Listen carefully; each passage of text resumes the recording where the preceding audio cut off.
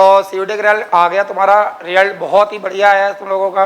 और रिजल्ट ऐसा बढ़िया है कि ऑल ओवर इंडिया में जितने भी बच्चे अपियर हुए थे उसमें हाईएस्ट नंबर ऑफ सिलेक्शन भी वापस से तुम्हारे एकेडमी का है, अपने एकेडमी का है।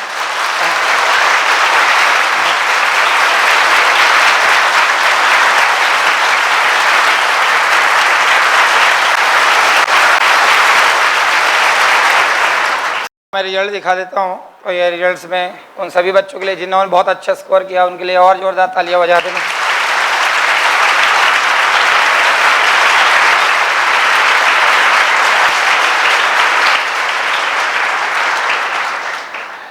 देखो CUET की जो एग्ज़ाम 19 को हुई थी और इसका रिजल्ट भी आ जाए तो इसमें पहले एग्ज़ाम 400 मार्क्स का हुआ करता था, जिसमें 400 मार्क्स में 400 का आधा होता है 200 में DU मिल जाता था। पिछले बार 200 मार्क्स के ऊपर अपने यहाँ 94 बच्चे थे, मतलब 400 का आधा होता है 200, 200 मार्क्स के ऊपर 94 बच्चे थे और DU 200 के नीचे गया था, 195 में भी DU मिल गया था पिछले बार। इस बार देखा जाए तो अगर उसी स्कोर को दिमाग में रखें कि 400 का आधा का 200 है वो 300 का आधा होता है 150, तो 150 स्कोर में जैसे पिछली बार 200 में 50% स्कोर में 200 स्कोर में 94 बच्चे थे, इस बार उसी स्कोर में अगर देखा जाए कि 150 स्कोर में 130 के आसपास बच्चे हैं, मतलब 36 बच्चे ज़्यादा हो गए। इसमें 430 प्लस सिलेक्शन है सारे बच्चों का, 430 के आसपास सिलेक्शन है और ये स्कोर है 226 इस लड़के के हैं। फिर तेज प्रकाश कारपेंटर के 226 नंबर है, फिर अपूर्वा यादव के 213 नंबर है, फिर शिव कुमार राणा के 205 नंबर है, तनिष सिंह के 204 नंबर हैं, 203 नंबर आयुषी नाहर के हैं, 202 नंबर अनुज तंवर के हैं, गगन के हैं 202 नंबर, फिर 202 नंबर में लीलेंद्र प्रताप सिंह है, फिर विवेक कुमार है 202 नंबर पे, रोहित पाटीदार 200 नंबर पे, फिर अभिषेक कुमार 199 में है, फिर सुनील 198 पे है, हर्ष जो है 197 पे है, 197 में निखिल गुप्ता है, फिर 196, 194, 194, 193, 191, 191, 191, 190, 190, 188, 188, 187, 186 और 186, 186, 185, 185, 184, 184, 183, 183, 182, 182, 182, 181, 180, 180, 179, 179, 179, 178, 178, 178, 177, 177, 176, 175, 175, 174, 174, 173, 173, 173, 173, 172, 171, 171, 171, 170, 170, 170, 170, 169, 169, 169, 169, 169, 168, 168, 168, 167, 167, 167, 166, 166, 165, 165, again 165, 164, 164, 164, 164, 162, 161, 161, 161, 160, 160, 160, 160, 160, मतलब एक एक मार्क्स पे कितना कॉम्पिटिशन, कितने बच्चे हैं 159।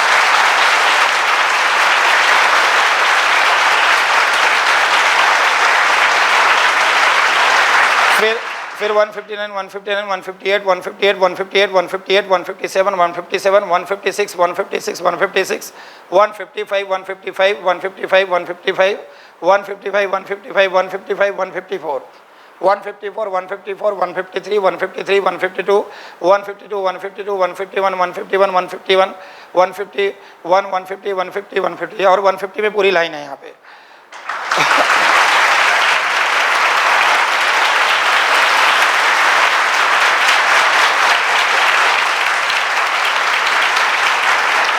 अब तुम्हें ये ध्यान रखना है कि कंपटीशन कितना टफ है। अपने एकेडमी में एक एक मार्क्स पे कितने बच्चे हैं, मतलब 153 के स्कोर, 152 के स्कोर में ये पूरा 152 वाली लाइन वाली 151 वाली पूरी लाइन चल रही है। अगर हम यहाँ देखें तो 155, 155, 155 वाली पूरी लाइन, फिर 154, 154, 154, फिर यहाँ देखा जाए तो 155 यहाँ से स्टार्ट हुआ है, तो 155, 155, 155, 155, 155, 155, 155, मतलब इससे ज़्यादा टफ कंपटीशन तुम्हें निमसट में मिलने वाला है। सबसे बड़ी बात जो 430 सिलेक्शंस हैं, 430 बच्चे जो सिलेक्ट हैं, सबसे बड़ी बात इसमें डिफरेंस जो सबसे बड़ा तुम्हें ये देखना है CUET के एग्ज़ाम में कि जैसे 150 के अंदर 150 मार्क्स के अंदर 130 स्टूडेंट मैंने बताया, समझ में आया? yes, 133 नंबर, जैसे 150 और 133 में 17 नंबर का डिफरेंस है। yes, अब देखना वॉल्यूम कैसे बढ़ रहा है। 150 बच्चे, 150 मार्क्स में 130 बच्चे हैं अपने एकेडमी के। ये पूरी लिस्ट मैंने दिखाया। अब अगर मैं पूरा नीचे तक बना के लाता पूरा 400 तक, तो ये परसों तक रिजल्ट डिस्प्ले नहीं होता कि इसको बनाने में इतना टाइम लग गया मुझे, पूरा डाउनलोड करना, क्रिएट करना और तुम्हें रिजल्ट भी बताना था। जिन 133 मार्क्स तक, अगर 150 से 17 नंबर कम चले जाए 133 मार्क्स तक, तो अपने एकेडमी के 318 बच्चे हैं 133 तक।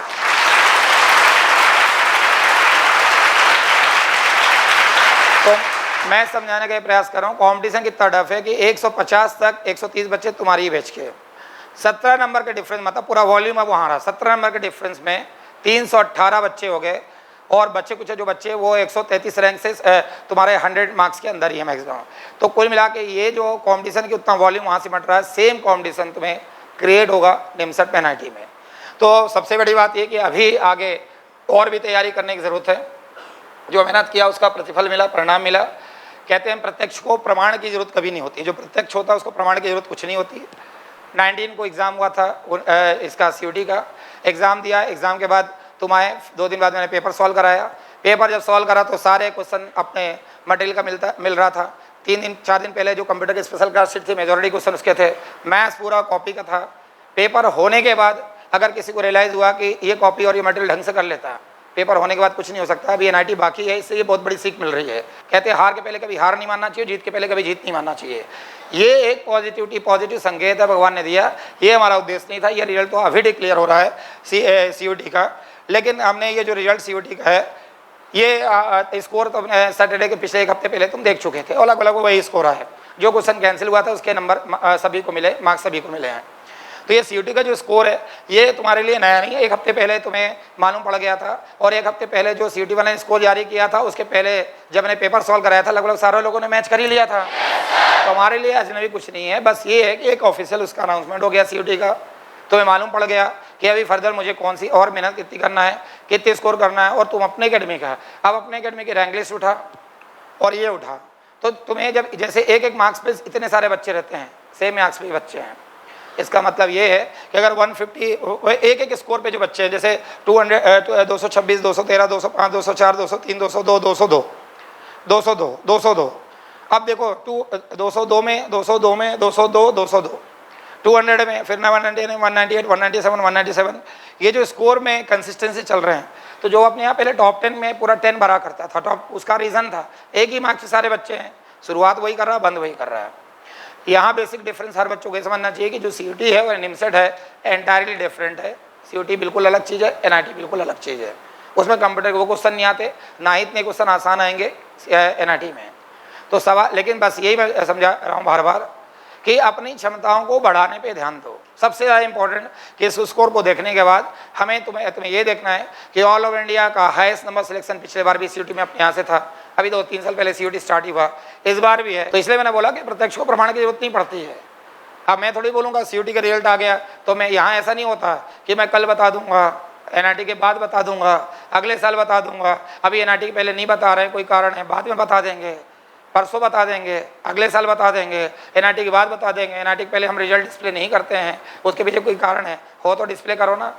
तो ये सब ये फोकट वाला काम नहीं होता है, ये तो सब फालतू की बातें हैं। तो मैं वही समझा रहा हूँ कि बार बार की अगर मेहनत अपनी क्षमताओं को, जैसे अपनी क्षमताओं को जब बढ़ाने की आदमी कोशिश करता है तो पूरी दुनिया अपने आप बौनी हो जाती है। तो अपनी क्षमताओं को बच्चे कुछ समेटो, और क्षमताओं को समेट के, अपनी शक्तियों को समेट के, जो भी किसी को लग रहा है कि किसी रूप में कमी पीछे रह गई, और क्षमता को बढ़ाओ और क्षमता को बढ़ाने का काम ही करो। शेर क्या, सिंह क्या करता, अपनी क्षमताओं को बढ़ाता है।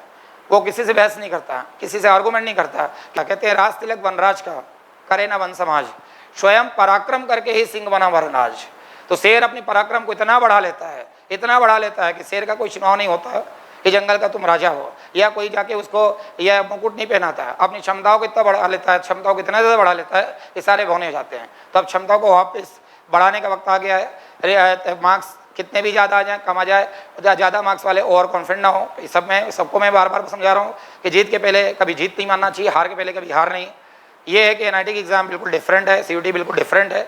अपनी क्षमताओं को समेटते हुए, बस ये है कि अर्जुन का एक नाम पार्थ भी था, तो भगवान श्री कृष्ण जैसे उसको संदेश देते हैं, तो वही संदेश की आंधियां चलने, फिर वही मैदान चालू हो रहा है, वही मैदान कुरुक्षेत्र का मैदान में तैयार हो रहा है, कुरुक्षेत्र की रणभूमि वैसी तैयारी हो रही है, वही महायुद्ध होने वाला है जैसे महाभारत का महायुद्ध था, वही महायुद्ध के लिए धरती वापस से तैयार हो रही है। एक बहुत बड़ा तुम्हारे लिए महाभारत से बड़ा महायुद्ध है वो। उस युद्ध में अगर अर्जुन की हार होती तो सब कुछ खो देता है वो, पांडवों की हार होने के बाद वापिस सब कुछ खो देते, वापिस हमें अज्ञातवास वनवास के लिए चले जाते हो जहाँ से कभी लौट नहीं पाते।